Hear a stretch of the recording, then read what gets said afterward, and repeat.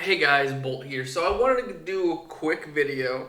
Today and Friday's video is going to be a little quicker than normal because these are more Bolt topics rather than other things.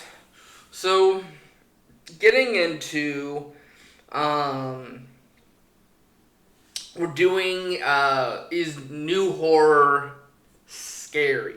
So back in like the 70s, 80s, and 90s, a lot of the stuff that was coming out was new. Not a lot of people were doing this stuff. But nowadays, a lot of horror has been overdone or has been just, there's too many things to go off. So let's just look at the bigger picture, which is just, in general, is it scary? I believe that it depends on the atmosphere, the music, the tone, um, kind of the setup. Because I think if you look at zombies as a genre, I think it's the first two seasons of The Walking Dead that director specialized in knowing what kind of atmosphere a zombie needs to be scary, which is like a dead tone until something happens. Um, just like mist everywhere. It's very hard to see around you. Um, Giving zombies actual opportunities to get to you. Because in later seasons, zombies getting to a character is either dumb or forceful. But in those first two seasons, it's like either you have there's like a mist, so you can't really see around you too well. It's dark out. They really made sure that the dark was the zombies' hunting ground. Um, but what made that scary is you didn't know around every single corner was there a zombie or not. Would we lose a character or not? Um, like Elson and Rick, you kind of were scared for everyone around every corner because they found out, hey, earlier, let's show a child zombie. Let's show someone very important that we started to get into dying. So it's making it to where none of your characters are fully protected except for your main. Making sure that your creature can actually do something that without like people questioning why that worked. Sorry, I just ate.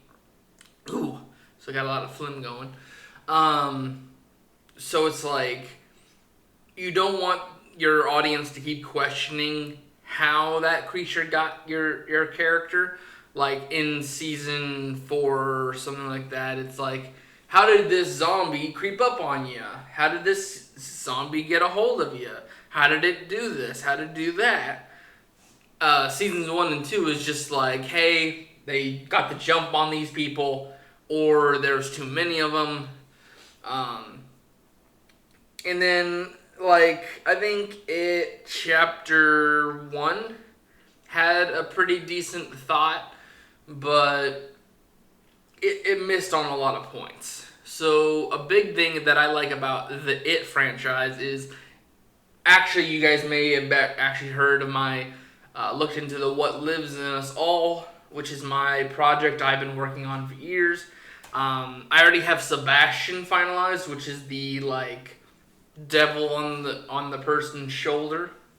I'm still working on the main character in the Angel, but um,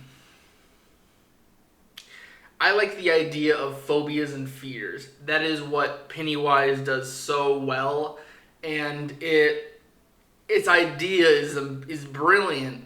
But the issue is that in that movie, chapter 1, they focus too much on music playing and trying to be wacky when like a silence with a little bit of a showing of what's happening or like eerie movements and sounds playing. That's the stuff that could have got people more scared, but do. It makes me think of like a Friday the 13th or a Nightmare on Elm Street soundtrack. where you have villains that are scary in concept, but you give them bad jokes, you give them like a very funny way to kill people, like an attendant and they're getting stuff on you, stab them, or prime time, biatch.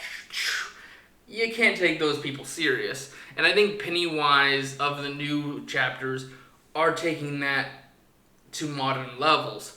But I think another issue that we're having with the horror franchise is that we're trying to make everything PG-13.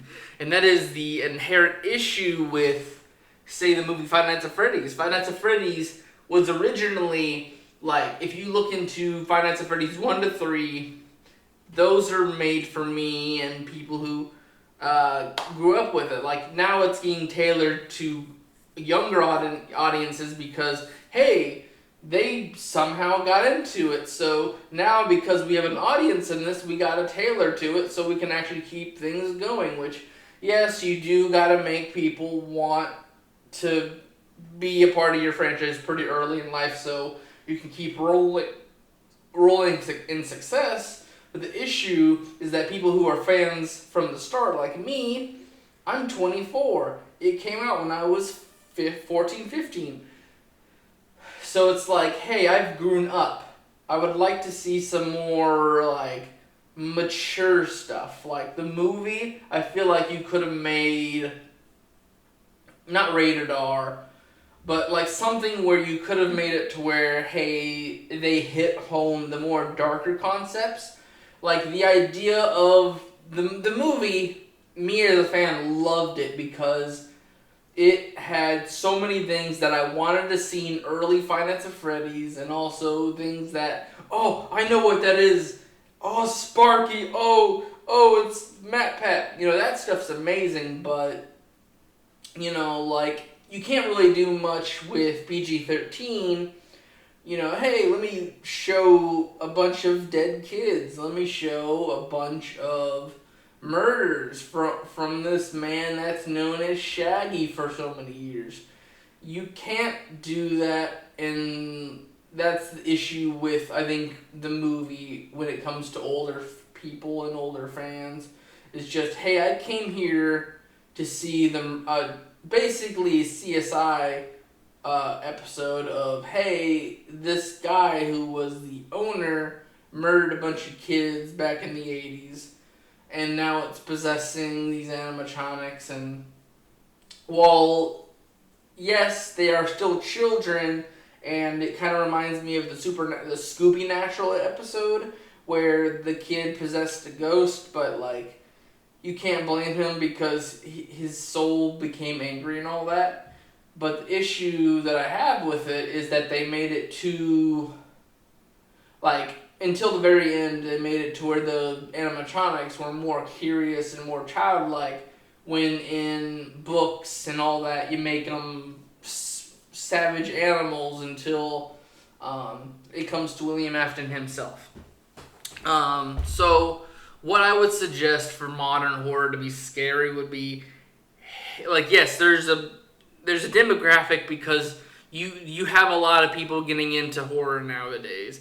And yes, you should have PG-13 to balance out with your adult stuff. But all the adult stuff is literally Rick and Morty humor, where let me just either show a bunch of blood, tell very horrible jokes, and as long as I show a little bit of skin, they'll be happy. Serotonin boost. Boo!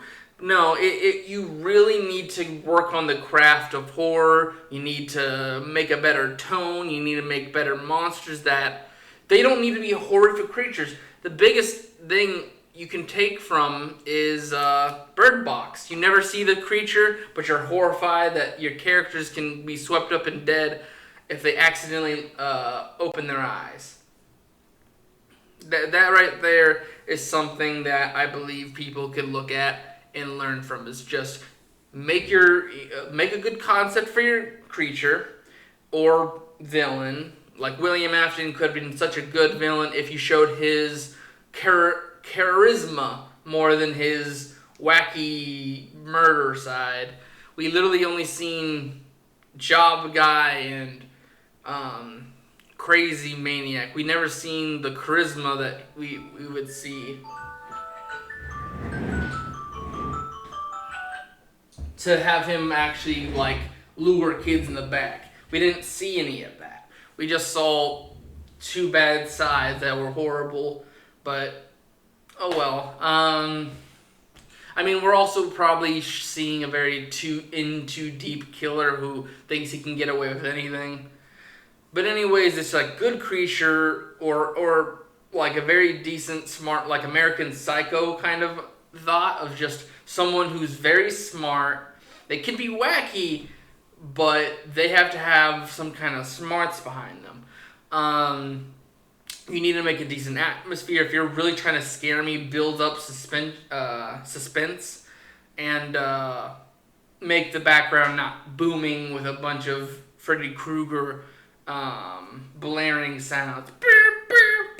No, you just need to make it silent with a little bit of a whisper in the back, or you make it to where it's an ASMR and just hearing the scraping of nails or something. That stuff is what could make horror so much. Is just building an atmosphere, or making it to where you don't have to answer the how of every creature. But anyways, I have to go start Friday's video, so I just think my final thoughts are, right now, things are not scary. They are built for PG-13 or younger audiences. Like, even rated R isn't really rated R, and really, I believe they could make it a PG-13 if they toned down some of the violence, but it's just they really made it to where it's a gore fest, and I don't really care too much for that. Like Terrifier, cool. I cringe, but